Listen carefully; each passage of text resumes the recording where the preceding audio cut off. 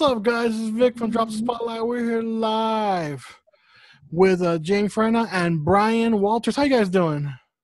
Doing great. Good. Doing great. Thank you having us. Yeah, thank you. No problem, no problem. And the reason I wanted to talk to you guys was about this lovely little game that we tried out yesterday called BATSU. Yeah. The BATSU card game. Oh, yeah. Got it right there, man. I dig that. Jaime, can you tell me a little bit more about the game? Yes, of course. So yeah, it's an improv party card game where players compete in improv challenges to avoid being punished, Japanese game show style. So it's based on a live show in New York City that Brian is the host of the show. It's been running for 9 years. Almost 10 years now. Almost 10 years now. You can see behind me, this is a photo from the show. I think it's the 3 co-founders here that are playing, and Brian over here hosting it. It's in the basement of was in the basement of a noodle house. Brian could tell you a little bit more of the history of the show. But basically I saw it, I don't know, 6 years ago now. And we were starting off our indie game studio, Giant Fox Studios at the time. So I pitched, let's make a mobile game for this. And we tried it for a bit, and it's not a very good mobile game because like you really need that in-person sort of feeling to really, you know, act out the challenges and then also see your friends get punished. You know, you really want to see their reactions and see it happening, you know. So that's why we turned to making it into a card game instead. And it was way more successful. We've iterated on it a ton. And we were selling it at the show until COVID hit. And, you know, then we weren't able to make any more sales at the show. So we turned to Kickstarter. And now the Kickstarter, it's been funded in like, I think it was like 20 minutes. Their fan base was crazy and just got on it and like donated a bunch. And we were funded right away. We were 300% funded by day 2. And now we have, I think it's 3 days left to the campaign. And we're going for our stretch goal, which is 500%. And we're only like $1,000 away from it right now. Wow, that is awesome! Congrats, yo! Congrats! Thank you. Yeah, it's been a journey. Oh yeah, I didn't know what was going on for those 10 years, and awesome on that for you too, Brian. You know, as the host, man, you were really slick. You were really in full motion, man. Thank you. Yeah, it's you know, if you come to the show in the East Village, we also have a location in Chicago as well, in Old Town. But when the show is back, Vic, please be my guest because I am not limited to a desk or a chair, you know, during the show. Versus here with the card game, with the Zoom sessions, obviously it's a lot more stationary, so my energy is condensed straight to the camera type of thing. So I can't wait to get you to the show. Oh, I can't wait either. I've been dying to go back to New York, but I wouldn't mind going to Chicago as well. Yeah. Equally awesome show, awesome venue, and great team over there. So highly recommended. Awesome, man. Brian, as a host for BATSU, what are some of your favorite moments that you have experienced or seen while hosting the game? Oh, man. So I've hosted the show for about 8 years. I've done about 800, 900 performances. And I started in the early days when we used to do just Monday night. And before COVID hit, we were doing 7 shows a week. So we were doing Tuesdays through Saturdays. We built up from 1 show to 7 shows. And then, of course, with Chicago as a secondary location, we added 3 more shows over there. So I'm really proud of the team for going from 1 show to 10 shows a week and just being persistent and everything. But one of the key things that really stands out to me is you really don't know like where people are at when they're coming to see a show. I always think of the Glass Menagerie because people are looking for an escape, you know. They come for a live show to escape from reality for an hour or 2, and we had an individual, a dad who came with some 16, 17-year-olds, and 16s usually are cut off for the show. So we were a little bit lenient having them come, but afterwards they revealed to us that their mother just passed away about a month prior, and this was the first time they had laughed as a family. So that really meant a lot to me. And the last example I would give is we had we were given a heads up from a family that there was an individual who was on the spectrum, and that our show is very loud. If our show was a level 10, or if show volume was level 10, we're at 11. So we were warned that if this table decides to get up and leave, like, don't be offended. And we were like, totally cool, we understand. And what ended up happening was this individual, she loved the show. She came up to me and she said, I really want to take a picture with you. And I said, absolutely. So we're taking pictures, BATSU, and everything. And then her family just kind of went silent and like started covering their faces. I'm like, I hope we're okay.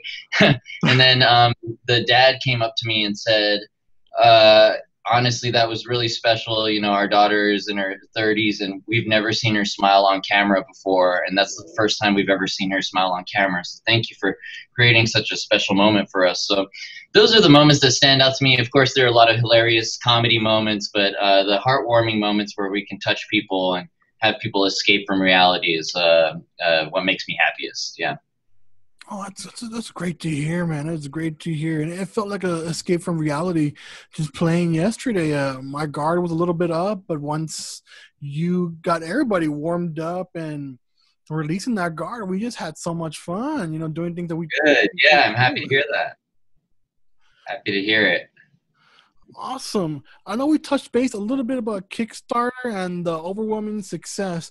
Jaime, did you believe you'll have those kind of expectations to exceed that amount of backers that quickly? I mean, I've run a couple of Kickstarters in the past, and none of them were successful. So no.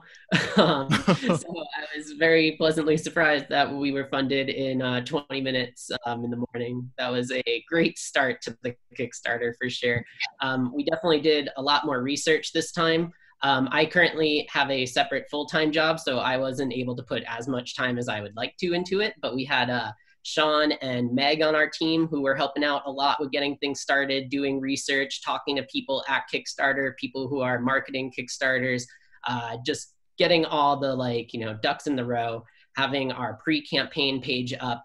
The BATSU supporters and fan base, the co-founders there and Brian all really helped out with sharing it. Making sure we had, I think we had like 150-ish people following the campaign before we launched. And then that day one, all the emails went out and we posted everywhere, and everyone saw it and got on it right away. So that was awesome. Awesome. That's great. That's great for you guys, man. That's well deserving. You guys have showcased something where it's good for everybody. It's fun for everybody. What is next after the Kickstarter? Are you guys is the game gonna go into stores, or will it be going into or going back live, like maybe in 2021? What's the idea there? Well, I know that Sean has been reaching out to a few game stores to try to figure out how can we get in them. We've already gotten our little kind of barcode on the back, and it's all registered to be in stores. We have, we're just in talks, and it's a little weird with the pandemic right now, trying to approach people that, maybe their stores aren't doing that great at the moment.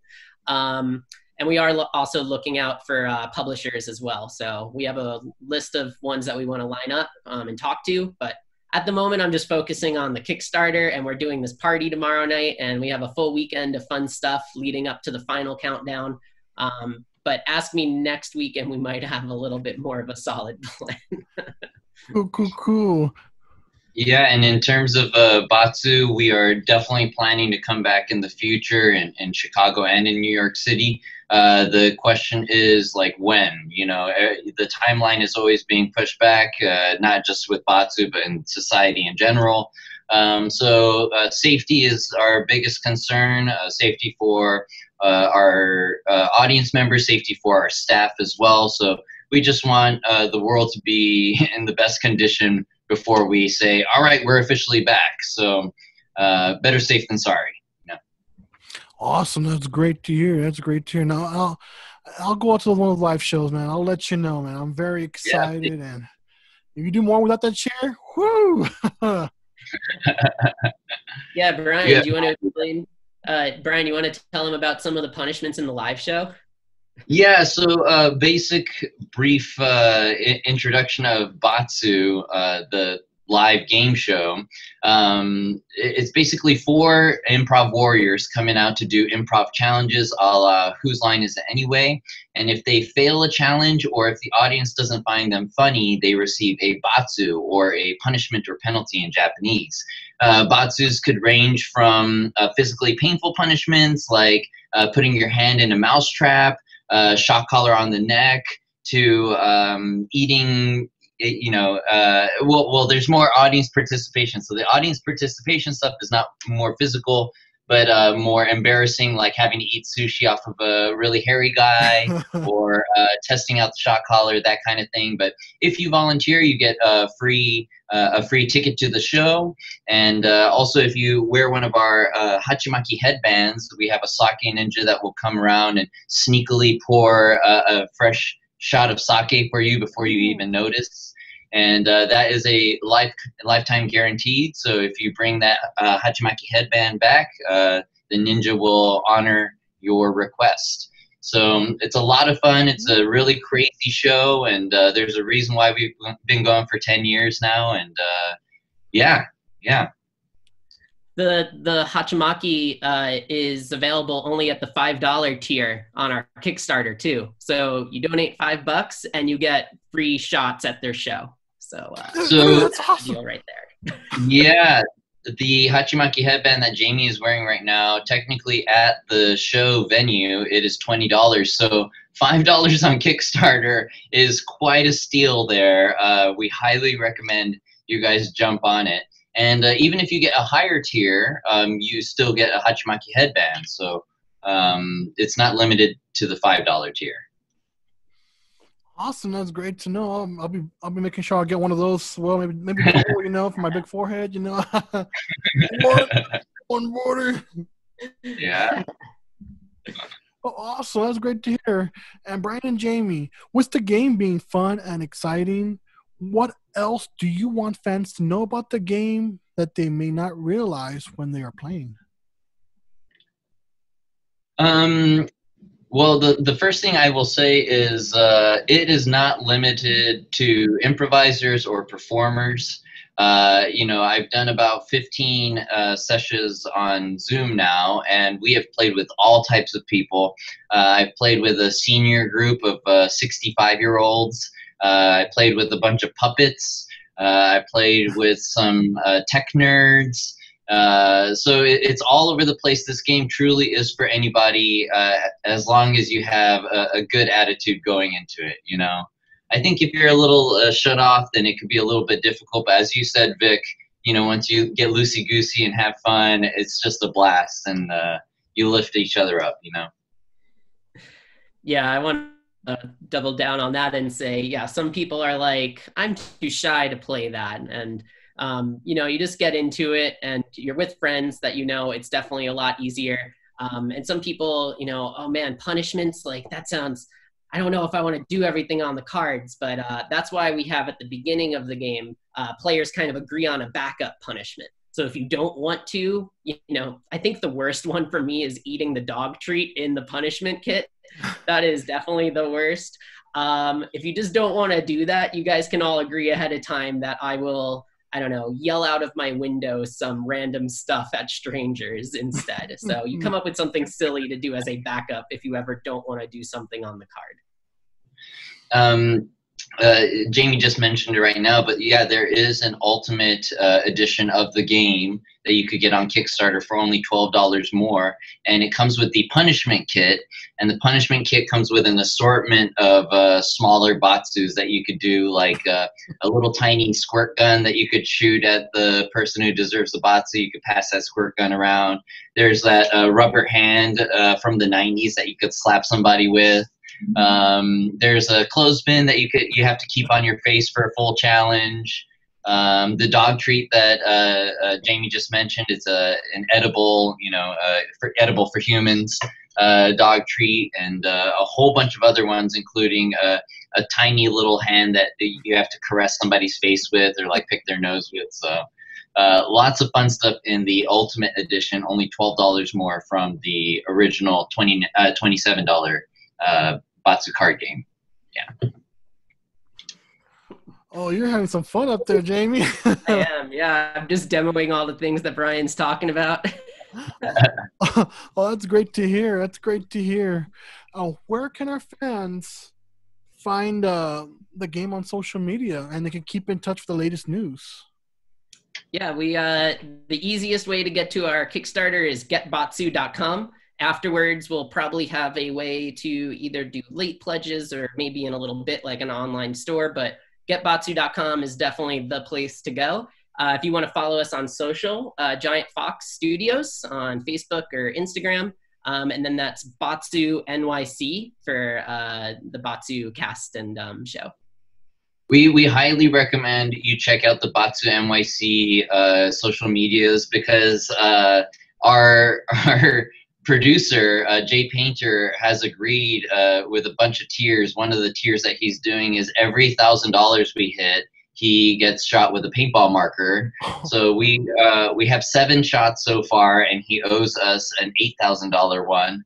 And we should be hitting 9 very soon. So he should be owing us another video. And we have a lot of fun, different clips from previous streams that we've done, like craziest moments.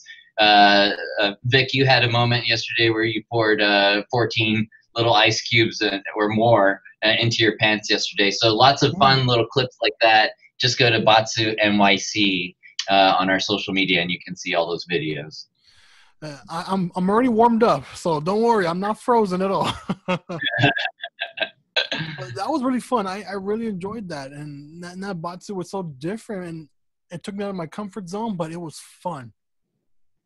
Yeah, keeps you on the edge of your seat. Vic, you honestly went above and beyond. You were one of the MVPs for me, because your voice that you did, you had the Batsu a fake accent, and you had to keep it for an entire challenge. The voice that you did was so not what I was expecting. It was amazing, Vic. It made me laugh watching, for sure. Oh yeah, it just came out of the blue, and that Will Smith song just came out from the Fresh Prince. I'm like, oh, maybe would this work? It worked. It worked. I really hope, Vic, that you come to our celebration party tomorrow, because you would be a great addition to the party there. Awesome. I'll try my best. I think some of my team members want to go out there as well, because as they watch the video, they're like, "This is fun." Right. Why don't you invite us, Victor? I'm like, my bad.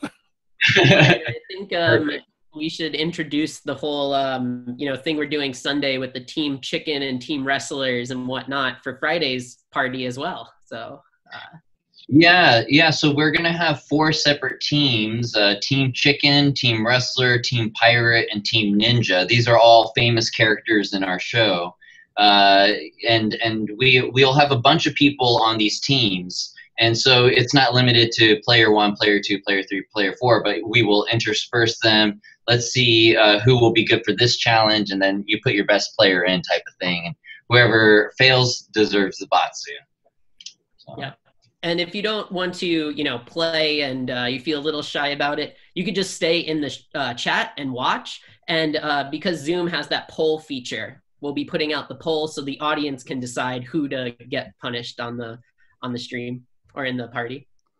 Yeah, and with this party that we're doing, we're actually showcasing 3 of our brand new cards, 3 brand new challenges that were unlocked with the $7,500 benchmark. So we're excited to play those. One of them is the one I'm most excited about is a Shakespeare finger puppet. You have to come up with a soliloquy with a little puppet on your finger there. I think Jamie's about to showcase it.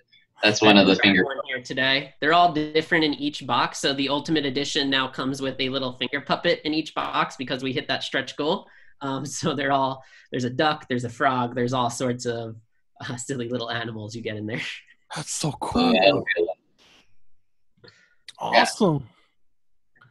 Well, thank you guys for the interview today. I'll make sure to put that information below in the video, and we're going to be sharing it out there as well for the event for tomorrow. That's for Play NYC, correct?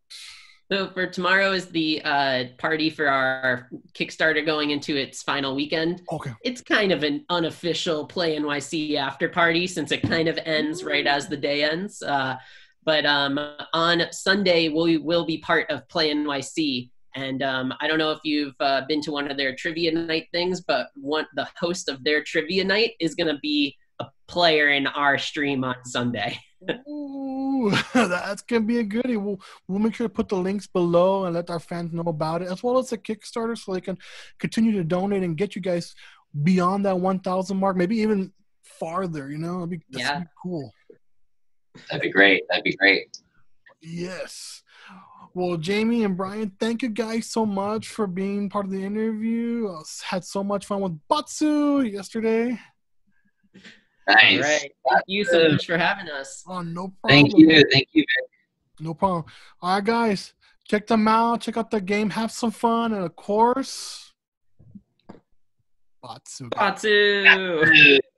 This is Vic from Spotlight. We'll see you at the cons.